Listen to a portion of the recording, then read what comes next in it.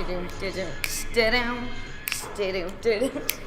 ODP. Yeah, you know we be keeping it real on the Open Door Policy. Hello, my name is Jess. And I'm Steph. And yeah, this is Open Door Policy, but before we get it started, let's explain why we're here. Hello. Hi, and so we are based in San Diego, California, and what we want to do is bring a platform to local artists to just share their art, whether it be music, dance, photography. Basically, we're here for creatives that are from our city that we love, and we want to be the voice to share to your city what you're doing for your city and your community, because you deserve your community support, and you deserve the attention, and we support whatever kind of art and passion that you have. We want to be the place that you come and share, because it's Open Door Policy. And I think that what comes with it, with artists we have on the show, we want to make sure that they're comfortable, they're safe, and that's why we've named our show Open Door Policy, because we feel like we can communicate with them and they could be genuine as well as express their artistic feelings and not feel like they're guarded. So. And that's how you build a connection with an artist, when you can relate to them. Exactly. And what better place to come when you feel like you can be completely honest and open with who you are. Exactly. Right? Yep. Okay. So what's going on today? So today we're going to do a bit for the first time called Uber Therapy that we came up with. And should I kind of share what it is? Yeah, just go ahead and start with how we'll do it. So Uber Therapy is a situation that you get in when you order an Uber. You're in an Uber and you're in a vehicle for who knows how long, but with a complete stranger. And you have no idea what can happen. But what's crazy about Ubers is that you don't know who this is, so your conversation is completely raw because you don't feel nervous. You don't have that long time term with them, and you just want to like share everything. And it's just a matter of like if you affect their life or they affect you in some type of way. And also too, it's like, I think nowadays for people, it's easy just to kind of like not communicate face to face in like, the times that and we're very in. like social media generation. Just it's like, easy to hide it behind a phone, but now that you know someone, you don't know somebody, and that changes it. And now that we have Uber as this platform to just be like, "What's up? Yep, I'm Steph. 2 minutes in, where are you from?" It forces you to keep being personal and like talk to somebody. And so we want to share our personal experiences and just go along for the ride. Yeah. So let's get it started. Episode 1 of Uber Therapy. Fasten your seatbelts, ladies and gentlemen. Here we go. All right. So Jessica has a story to share, and it was actually from today. How ironic. Yeah. Because we did plan Uber Therapy, but it just happened to be. And let's also be aware that your situation personally is that you currently don't have a car, and you actually are Ubering everywhere. Yeah. So I got into like a whack-ass car accident a couple months ago.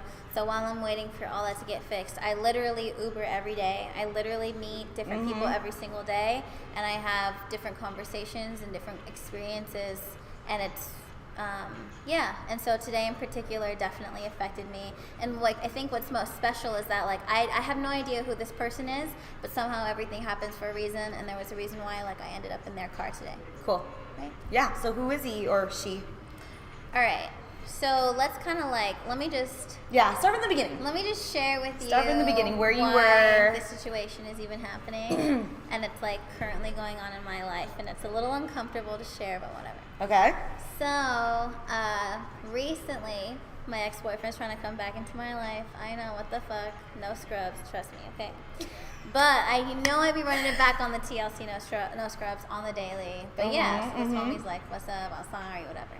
Okay. So he has been trying to come back into my life, but we do have a very rocky and long history, and so my family is not the biggest fan. Right. So recently, we've been in contact, but I haven't said shit because, like, I'm just like, it's not that serious to me because I'm still trying to figure out what the fuck I'm doing, because, like, I'm also just not really, I'm very independent, and I'm, like, hard to kind of be in a relationship with someone because I'm a little out there, and I understand that, so it's not something I'm, like, it's not a priority of mine. It's more of like, if it happens organically, okay, whatever. So with him coming back into my situation, I'm like, what the fuck?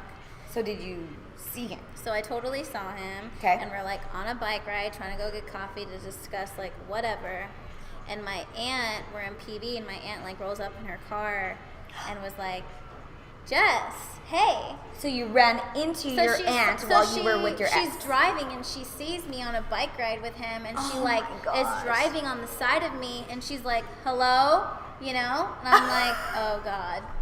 And like thank God for oncoming traffic, so she kind of like had to keep going. But I literally like freaked the fuck out because like this is like someone I should not be like hanging out with right especially in front of your family. Again, okay. Yeah, whatever. Keep going. So I'm like, I'm just at this point like waiting for the phone call when I'm gonna hear from this your mouth parents? Because like my family is overly like they overstep their boundaries and feel like they can like say whatever, which is fine. Right. I get that they care, but it's intense. So I'm like, living my day was chilling, like la-di-da-di-da, just getting ready for the day. La la la. And then I'm about to get in this Uber to come meet with you. Okay. And she calls me and she's like, Jessica, what the fuck are you doing with so-and-so? And I'm like trying to kind of explain my reasoning, but she's just going on and on and on about like, what are you doing? You're making a mistake. Like, stop going down that road, blah, blah, blah. And I get up, but like I'm having a part of this conversation with her while I'm in this Uber. Oh, God. Like coming in hot. I open the door and like she's fucking yelling at me. That's why you were also late. Just like side note, I was a little stoned, so like this Oh, was of hella course. aggressive. Like I was just trying to chill. So like her coming at me was like already just like whatever. And then I get off the phone and I don't really share. Like first of all, I can't even believe we're talking about this right now currently. But it's fine. But I don't typically share like this part of my life with a lot of people. Right. So it's I step into this car with someone I don't know, and he's already like knows like the deepest, most vulnerable part of me. Mm-hmm. And then and the volume was hella loud, so he totally heard everything she was saying. Hear everything. And then I get off the phone and like we're just sitting there in awkward silence, and he's just like driving.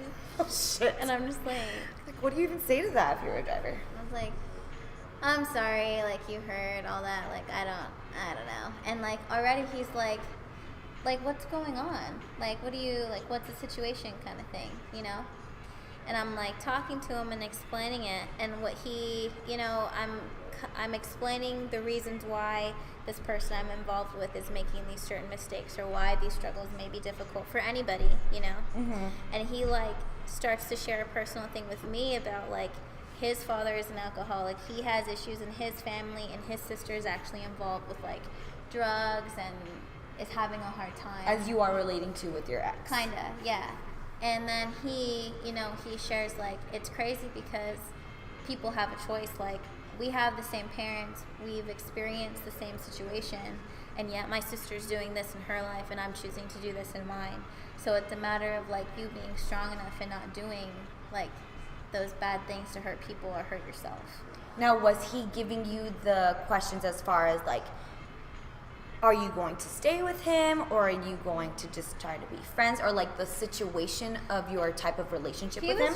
He was just asking me, you know what I mean, like what I wanted to do, and I was just kind of sharing like it's always been hard for me to like hear outside perspective from my family or anything like that, because I'm just trying to explore the situation for the experience and like understand how I feel personally, especially when an opinion is coming from someone who's like, or from people who aren't like more stable than I am, But it was just crazy how like he shares all this information with me, and he made a good point because he made me think, because it is true, and like we can all like take this into consideration on anyone who makes a mistake or anyone who feels like they need to blame like their decisions and what they do on somebody else. Like, well, I wasn't this when I was younger, or my family did this to me, or like my parents treated me this way, so this is why I'm like this, and this is why I can't address this or deal with this. Right. When in actuality, it's like all a mindset and all a choice, because he was the exact example of like, we have the same parents, they were both fucked up, but I'm not over here doing all the shit my sister's doing. I'm choosing to be a different person and live my life a different way. So it forced me to look into my situation, and it's like, well, fuck, like how many times do you allow someone to say sorry and also, explain themselves as to, oh, I did this because of this, where it's just like, you just shouldn't have done that. You should have just been strong enough to do it one way, I know. Does he make it feel, or was it a he, right? Does he make it feel like you are okay to feel how you do now?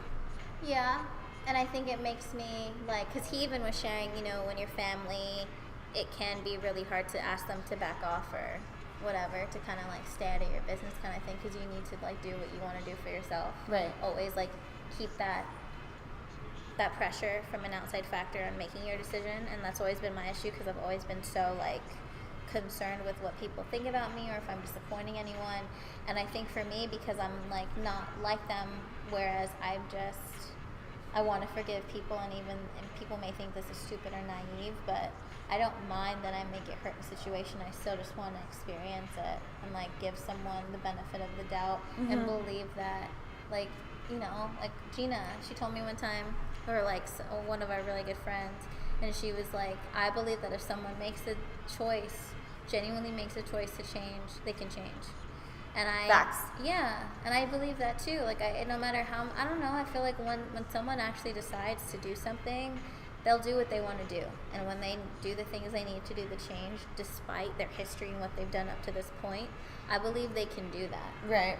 And so, call it stupid, naive, and just like hope, I don't know, whatever you may call it, I have and I always will just want to believe people can be better.